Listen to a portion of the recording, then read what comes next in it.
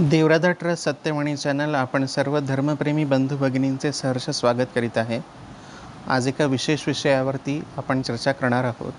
आज आषाढी एकादशीचा दिवस आहे। आजपासनं आणि उत्तर भारतामध्ये उद्यापासून चातुर्मास प्रारंभ होत आहे। चातुर्मास हा वर्षा ऋतूचा काळ आहे। ह्या दिवसामध्ये प्रत्येक साधकाने काही विशेष उपासना करावी, साधना करावी असा दंडक आहे। पावसाळ्याचे हे दिवस, पाऊस सगळ्या भारतीय उपमहाखंडामध्ये बऱ्यापैकी पडतो। वर्षभराचा पाऊस ह्याच दिवसांमध्ये पडतो। पण प्रश्न असा आहे की चातुर्मासामध्ये उपासना कुठली करावी।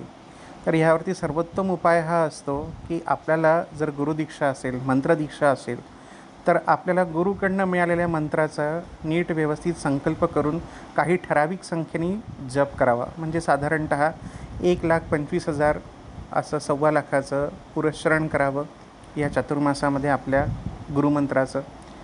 त्याचप्रमाणे आपली जी इष्टदेवता आहे, म्हणजे गुरुनी आपल्याला ज्या देवतेचा मंत्र दिलेला आहे त्याच्या सहस्त्रनामाचा पाठ नित्यनियमाने करावा। त्या देवतेचं कवच असेल तर त्याचा पाठ नित्यनियमाने करावा। प्रत्येक देवतेचं कवच असतं, सहस्त्रनाम आणि कवच प्रत्येक देवतेला असतं। त्यामुळे कवच पाठ करून मग इष्टदेवतेच्या मंत्राचा जप करावा आणि हा जप झाल्यानंतर सहस्त्रनामाचा पाठ करावा। अर्थात हे सगळं गुरुकडनं प्राप्त झालं असेल तर फार उत्तम, नाही तर केवळ मंत्रप्राप्ती झाली असेल तरीही गुरु आज्ञेने आपण कवच पाठ आणि सहस्त्रनामाचा पाठ करू शकता। परंतु जर गुरुकडनं मंत्रदीक्षा झाली नसेल तर काय करावं, तर त्यावरही आणखीन सर्वसाधारण उपाय आहेत। जर आपण जातीने ब्राह्मण असाल आणि आपलं उपनयन झालेलं असेल, म्हणजे मौंज झालेली असेल, तर गायत्रीची उपासना हा सर्वोत्तम उपाय आहे। गायत्रीची उपासना आपण 3ही वेळेस करू शकतो, म्हणजे त्रिकाल करू शकतो। ठराविक संख्येने त्याचा जप नित्यनियमाने करावा। जर आपण ब्राह्मण नसाल आणि आपल्याला गुरुप्राप्तीही झाली नसेल तर आपल्याला सगळ्यांना कुलदेवता असते। प्रत्येक कुलदेवतेचा नाममंत्र असतो, बीजमंत्र असतो। शक्यतो बीजमंत्राची उपासना ह्या चातुर्मासामध्ये नित्यनियमाने करावी। आपल्या कुलदेवतेचं कवच पाठ नित्यनियमाने करावा। आपल्या कुलदेवतेच्या सहस्त्रनामाचा पाठ नित्यनियमाने करावा। हे सगळं दिवसभरात करता आलं, म्हणजे संध्याकाळपर्यंत जर सगळं नीट व्यवस्थित करता आलं तर रात्री ठराविक वेळेवरती, म्हणजे रात्री साधारणतः 9-9:30 नंतर 10 वाजेच्या आसपास, 11 वाजेच्या आसपास ज्या मंत्राचा आपण जप केलेला आहे त्याच्या काही ठराविक आहुती, म्हणजे हवन त्याचं नक्की करावं।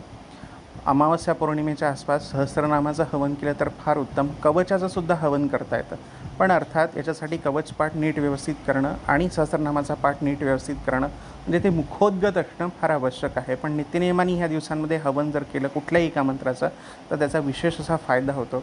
तसेच कुठल्याही एका ग्रंथाचा नित्यनियमाने काही पाठ जरूर करावे। जसं श्रावण महिन्यामध्ये आपल्या महाराष्ट्रामध्ये शिवलीलामृताचे पाठ करण्याची पद्धत आहे, ते नक्की करावं। किंवा श्रावणाच्या नंतरही पूर्ण चातुर्मासामध्ये आपण शिवलीलामृताचे पाठ करू शकता।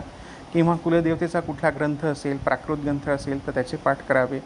देवी जर कुलदेवता असेल तर सिद्धकुंजिका स्तोत्राचे पाठसुद्धा नित्यनियमाने केले तर खूप फायदा होतो। चातुर्मासात हे विशेष फलदायी आहे।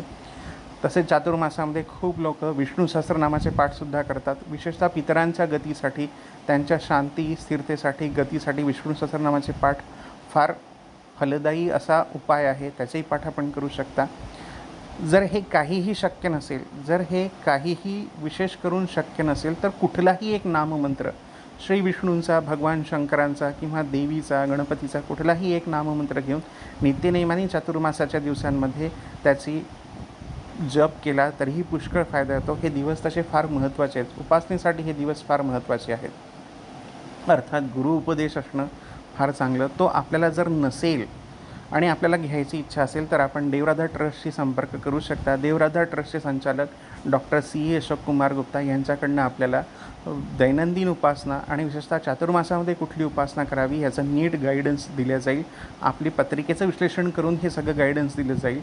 त्यासाठी आपल्याला आमच्या अधिकृत व्हॉट्सअप नंबरवरती संपर्क साधावा लागेल। आमचे अधिकृत व्हॉट्सअप नंबर खाली दिलेले आहेत, त्याच्यावर आपण संदेश देऊन देवराधा ट्रस्टचे संचालक डॉक्टर CA अशोक कुमार गुप्ता यांच्याशी संपर्क करू शकता आणि चातुर्मासामध्ये कुठली उपासना करावी याचं नीट व्यवस्थित उपदेश प्राप्त करू शकता। आपल्या सगळ्यांना एक नम्र विनंती आहे की संपर्क केवळ व्हॉट्सअपच्याद्वारे संदेश देऊनच साधावा, कृपया कॉल करू नये।